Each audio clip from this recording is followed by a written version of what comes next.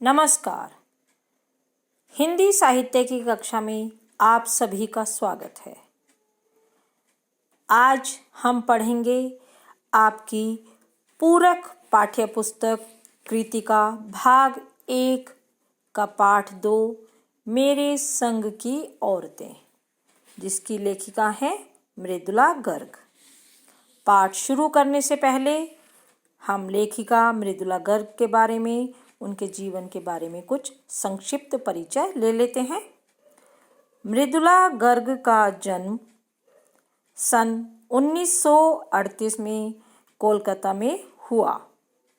उन्होंने दिल्ली विश्वविद्यालय से एमए अर्थशास्त्र में किया और भारत के विभिन्न शहरों में रहने के बाद सन 1974 से दिल्ली में रहकर स्वतंत्र लेखन किया। कथा साहित्य के अलावा उन्होंने अपने समय और समाज की समस्याओं पर वैचारिक निबंध भी लिखे हैं। मृदुला गर्ग ने कथ्य और शिल्प दोनों स्तरों पर गद्य लेखन की प्रचलित परिपाटी को तोड़ा है, अर्थात जो प्रचलन लिखने का चला आ रहा था उसे तोड़ा, और जो उनका यह पाठ है यह एक नई शैली, संस्मरण शैली में लिखा गया है। उनकी प्रमुख कृतियों में उसके हिस्से की धूप, अनित्य, चित्तकोबरा, कठगुलाब यह उनका उपन्यास है, और संगति विसंगति 2 खंडों में संपूर्ण कहानियां हैं, और रंग ढंग चुकते नहीं सवाल ये उनके निबंध संग्रह है। तो अब शुरू करते हैं पाठ 2 मेरे संग की औरतें। अब इस पाठ में लेखिका ने जो उनके जीवन में जिन जिन भी स्त्रियों का योगदान रहा, जो औरतें आईं, उन्हीं के बारे में यहाँ पर जिक्र किया है। जैसे उनकी दादी, उनकी नानी, माँ, उन सभी के बारे में यहाँ इस पाठ में उनके बारे में बताया है। तो हम शुरू करते हैं पाठ 2 मेरे संग की औरतें। मेरी एक नानी थी, जाहिर है, पर मैंने उन्हें कभी नहीं देखा था। मेरी माँ की शादी से पहले ही उनकी मृत्यु हो गई थी। शायद नानी से कहानी न सुन पाने के कारण बाद में हम 3 बहनों को खुद कहानियाँ कहनी पड़ी। नानी से कहानी भले ना सुनी हो, नानी की कहानी ज़रूर सुनी, और बहुत बाद में जाकर उसका असली मर्म समझ में आया। पहले इतना ही जाना कि मेरी नानी पारंपरिक, अनपढ़, पर्दानशी औरत थी। पर्दानशी, पर्दा करने वाली, जिनके पति शादी के तुरंत बाद उन्हें छोड़कर बैरिस्ट्री पढ़ने विलायत चले गए थे, अर्थात जो लेखिका के नाना जी थे। कैम्ब्रिज विश्वविद्यालय से डिग्री लेकर जब वे लौटे और विलायती रीति रिवाज के संग जिंदगी बसर करने लगे, तो नानी ने अपने रहन सहन पर उसका कोई प्रभाव नहीं पड़ा, न उन्होंने अपनी किसी इच्छा, आकांक्षा या पसंद नापसंद का इजहार पति पर कभी किया। अर्थात वे जैसे पहले थी उसी प्रकार की ही वे बाद में भी रही। जो पति की विलायती रीति रिवाज थे या विलायती जीवन जो उन्होंने बसर किया, उसका लेखिका की नानी पर कोई प्रभाव नहीं पड़ा। अब चलते हैं आगे। पर जब कम उम्र में नानी ने खुद को मौत के करीब पाया, तो 15 वर्षीय इकलौती बेटी अर्थात लेखिका की माँ, मेरी माँ की शादी की फिक्र ने उन्हें इतना डराया कि वे एकदम मुंहजोर हो उठी। मुंहजोर मतलब कम बोलने वाली, जो पहले वे बहुत कम बोलती थी, लेकिन अब वे मुंहजोर मतलब बहुत बोलने वाली हो गई, हर बात का जवाब देने लगी। नाना से उन्होंने कहा कि वे पर्दे का लिहाज छोड़कर उनके दोस्त स्वतंत्रता सेनानी प्यारेलाल शर्मा से मिलना चाहती है। सब दंग हैरान रह गए। जिस पर्दानशी औरत ने पराए मर्द से क्या खुद अपने मर्द से मुंह खोलकर बात नहीं की थी, आखिरी वक्त में अजनबी से क्या कहना चाह रही हैं। पर नानी ने वक्त की कमी और मौके की नज़ाकत की लाज रखी, उनके नाना जी ने, और सवाल जवाब में वक्त बर्बाद करने के बजाय फौरन अपने दोस्त को लिवा लाए और बीवी के हुजूर में पेश कर दिया। अर्थात उनकी नानी सबसे पर्दा करती थी, किसी से पराए मर्द से बोलती भी नहीं थी, लेकिन जब उन्हें लगा कि उनका अंतिम समय आ गया है और उसे अपनी पुत्री के विवाह की चिंता थी, तो वे जो उनके पति के मित्र थे स्वतंत्रता सेनानी प्यारेलाल शर्मा जी, उनसे मिलने की इच्छा जाहिर की। अब जो नानी ने कहा वह और भी हैरत अंगेज था। हैरत अंगेज मतलब हैरान कर देने वाला। उन्होंने कहा, वचन दीजिए कि मेरी लड़की के लिए वर आप तय करेंगे। मेरे पति तो साहब है और मैं नहीं चाहती कि मेरी बेटी की शादी साहबों के फरमानदार से हो, अर्थात जो कि अंग्रेज़ों के आज्ञाकारी हों। ऐसे लोगों से वह अपनी बेटी का विवाह नहीं करवाना चाहती थी। आप अपनी तरह आज़ादी का सिपाही ढूंढकर उसकी शादी करवा दीजिए। कौन कह सकता था कि अपनी आज़ादी से पूरी तरह बेखबर उस औरत के मन में देश की आज़ादी के लिए ऐसा जुनून होगा।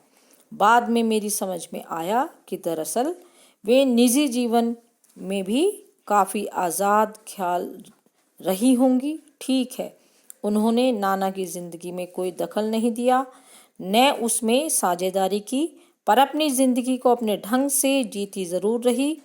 पारंपरिक, घरेलू, उबाऊ और खामोश ज़िंदगी जीने में आज के हिसाब से क्रांतिकारी चाहे कुछ ना रहा हो, दूसरों की तरह जीने के लिए मजबूर न होने में भी असली आज़ादी कुछ ज़्यादा ही थी। अर्थात उन्होंने अपने पति के जो विलायती रहन सहन का तरीका था उसको नहीं अपनाया था।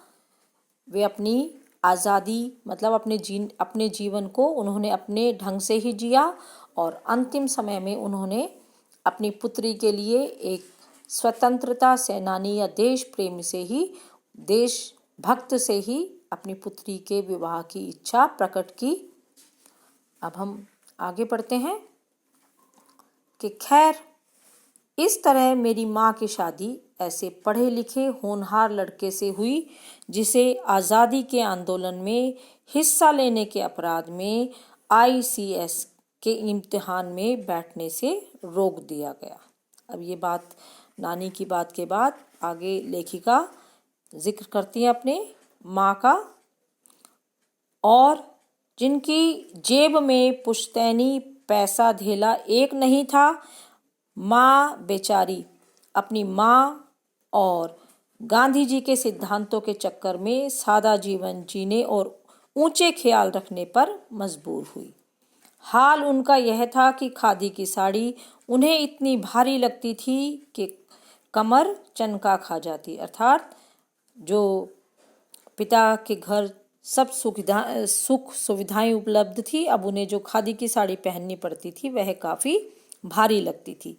रात रात भर जागकर वे उसे पहनने का अभ्यास करती, जिससे दिन में शर्मिंदगी ना उठानी पड़े। वे कुछ ऐसी नाजुक थी कि उन्हें देखकर उनकी सास यानी कि मेरी दादी अर्थात लेखिका की दादी ने कहा था, हमारी बहू तो ऐसी है कि धोई पोंछी और छींके पर टांग दी। गनीमत यही थी कि किसी ने उन्हें छींके पर से उतारने की पेशकश नहीं की। अर्थात वे बहुत नाजुक थी और घर के कामकाज से भी वे दूर ही रहती थी। क्यों नहीं की? इसकी दो वजह थी। पहली यही कि हिंदुस्तान के तमाम वाशिंदों की तरह उनके ससुराल वाले भी साहबों के खासे अभिभूत थे और मेरे नाना पक्के साहब माने जाते थे। बस जात से ही वे हिंदुस्तानी थे, बाकी चेहरे मोहरे, रंग ढंग, पढ़ाई लिखाई सब में अंग्रेज थे। मज़े की बात तो यह थी कि हमारे देश में आज़ादी की जंग लड़ने वाले ही अंग्रेज़ों के सबसे बड़े प्रशंसक थे। तो वे अपने नाना के बारे में बताती हैं कि वे केवल नाम के ही हिंदुस्तानी थे, बाकी सब वे अंग्रेज़ों जैसा ही, उनका रंग ढंग, पढ़ाई लिखाई सब अंग्रेज़ों जैसी ही थी। और इस चीज़ का प्रभाव लेखिका के दादी के घर में पड़ा। अब जो उनके पिता थे, भले लड़का आज़ादी की लड़ाई लड़ते, जेब खाली और शोहरत सिर करता रहे, दबदबा उसके साहिबी ससुर का ही था। एक आन बान और शान वाले साहब से उनके सिरफिरे लड़के को अपनी नाजुक जान लड़की सौंपी। इससे रोमांचक और क्या परिकथा होगी कि जो उनके नाना थे वे बिल्कुल अंग्रेज़ों की तरह जीवन व्यतीत करते थे और उन्होंने अपनी एक नाजुक सी लड़की अर्थात लेखिका की माँ को एक ऐसे लड़के से उसकी शादी कर दी जो आज़ादी के लिए ही क्या है, यहाँ पर सिरफिरा कहा है किसको, कि वो आज़ादी के जुनून में वह जो IAS का एग्ज़ाम था वहाँ भी वे नहीं दे पाए क्योंकि उन्हें जेल में डाल दिया गया था। अब इस कहानी को वे बड़ी रोमांचक परिकथा कहती हैं कि नानी की सनक भरी आखिरी ख्वाहिश और नाना की रजामंदी, ये रोमांचक उपकथाएं थी जो कहानी के तिलिस्म को और भी गाढ़ा बना चुकी थी। एक तो उनसे इसीलिए कोई कुछ नहीं कहता था और दूसरा कारण है कि दूसरी वजह माँ की अपनी शख्सियत थी, उनका जो रूप था या जो उनका स्वभाव था उसके बारे में बताया है कि उनमें खूबसूरती, नज़ाकत, गैर दुनियादारी के साथ ईमानदारी और निष्पक्षता कुछ इस तरह से घुली मिली थी कि वे परिजात से कम जादुई नहीं मालूम पड़ती थी। उनमें ठोस काम करवाने की कोई सोच भी नहीं सकता था। हाँ, हर ठोस और हवाई काम के लिए उनकी ज़बानी राय ज़रूर मांग ली जाती और पत्थर की लकीर की तरह निभाई भी जाती थी। अब उनकी माँ से कोई घर का कोई ऐसा कार्य नहीं करवाया जाता था, सब उनका सम्मान करते थे। इसके दो कारण बताए हैं। एक तो जो उनका पिता का रोब कह लो कि वे बड़े वहाँ का अधिक प्रभाव था ससुराल का, और दूसरा है कि उनकी अपनी जो शख्सियत थी, जो उनका अपना चरित्र था, उसके बारे में भी है कि खूबसूरत और कोमल होने के साथ साथ उनमें ईमानदारी और निष्पक्षता का भी गुण बहुत अधिक था। तो आज हम यहीं तक पढ़ेंगे, अगली वीडियो में इससे आगे के पाठ को जानेंगे।